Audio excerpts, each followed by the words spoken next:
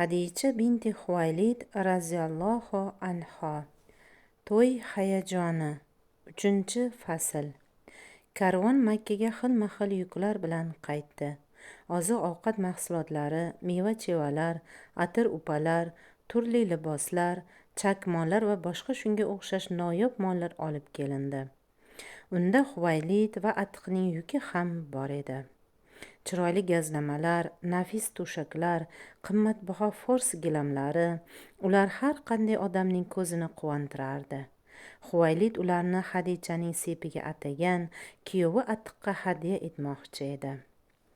Makkaliklar to'y kechasini intizorlik bilan kutardi. Ayniqsa to'y kambag'allar uchun katta shodiyona edi. Ular so'yiladigan jonliqlar go'shtidan, turli noz-ne'matlardan bahramand bo'lishga oshiqardilar.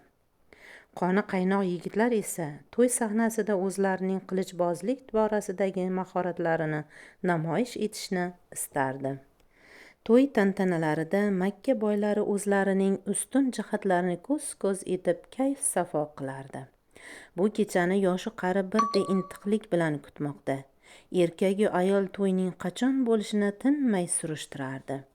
Ular o'z liboslarini ko'z-ko'z qilib qimmatbaho taqinchoqlarini maqtashni, o'z uylarining ko'rki va boyliklari bilan faxrlanishni juda istaydilar. Yana boshqalari esa Hadichaning o'z kuyoviga qanday qimmatbaho hadya berishi bilan qiziqardilar. O'zlaricha taxmin qilardilar. Tabiiyki, kelinning sepi bilan qiziquvchilar ham kam emas edi. Hammaning tilagi bitta. Kuyov kelin uzoq va barakali turmush kechirishsin, uvali-juvali bo'lishsin. Fotimaning qo'liga tegmaydi. U qizining to'yini o'ylab hayajonda. Kerakli narsalarni tayyorlashga kirishgan. Ba'zan xayollar olib qochar, qizim boshqa xonadonga ko'nikib ketarmikin, qiynalmasmikin deya tashvishlanardi. Bu o'y albatta Hadichada ham yo'q emasdi. U umr yo'ldoshi bilan bir-birini tushungan holda tinch totuv, baxtli hayot kechirishni istardi. Ba'zi oilalarning buzilib ketishiga sabab murosasizlik deb bilardi. Hadichaning to'yi bo'layotganidan barcha qo'ni-qo'shnilar ham, qavmning sayyidlari ham xursand edilar. Yoshu qari hamma to'yda qo'shiq yalla aytib, o'yin-kulgi qilishni o'ylardi. Har bir qiz kelin bilan birga uning yangi uyiga birga borishni jon deb xohlar, faqat Hadichaning taklifiga ilhoq edi. Hadicha bolaligi o'tgan ota uyiga intikish bilan qarar, so'ng hali o'zi uchun notanish bo'lgan yangi xonadoni, turmush o'rtog'i haqida o'ylar edi. U qalbidagi hadikni so'ndirishga harakat qilarkan, o'z-o'ziga dedi: Allohning hukmidagi kelajakdan qo'rqishim nimasi? Mendan nima ham talab qilinardi?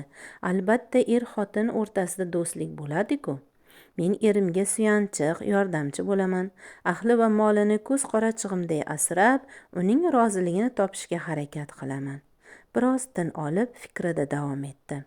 Nimadan qo'rqyapman o'zi? Otamning uyida barcha ishlarni o'zim bajaraman-ku. U yoqda ham tadbir bilan ish yuritaman. Aql idrokim, fahm farosatim bo'la turib, nega endi noqulay vaziyatga tushishim, muammolar tug'dirishim, erimni qiyin vaziyatga qo'yishim, unga achchiq qilishim kerak ekan? Keyin turmush qurib, erlari bilan murosa qilolmay, oilasi buzilib ketgan ayollarni esladi.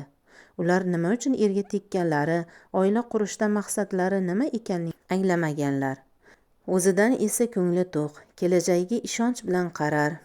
Ular nima uchun erga tekkanlari, oila qurishda maqsadlari nima ekanini anglamaganlar. O'zidan esa ko'ngli to'q, kelajagiga ishonch bilan qarar, yaqin qolgan to'yi haqida o'ylardi. Onasi tinimsiz er-xotinlik muomalalari, burchlari haqida gapirar, nimaga amal qilish keragi, nimani tark etish lozimligini uqtirar edi. Hadicha xuddi madrasa talabasidek saboq olar, biroq bu saboqlar o'ta jiddiy fan, hayot darsligidan ediki, sinov va imtihonlar ham o'ziga yarasha mas'uliyatli, murakkab edi. Biroq Hadicha onasini eshitgan sari xotirjam tortar, bu o'gitlarni yoddan bilishini o'ylab ko'ngli quvonardi. To'y kuni Huvaylidning hovlisi qavm qarindosh, do'st birodarlar bilan to'lib toshdi.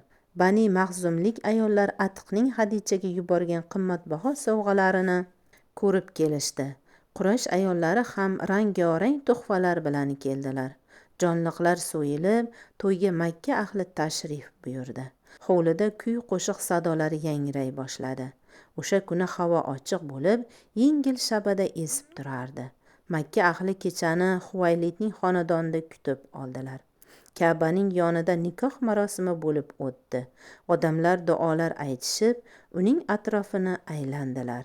So'ng to'yxonada o'yin-kulgi qilishib, allamahalda tarqaldilar. 3-fasl tugadi.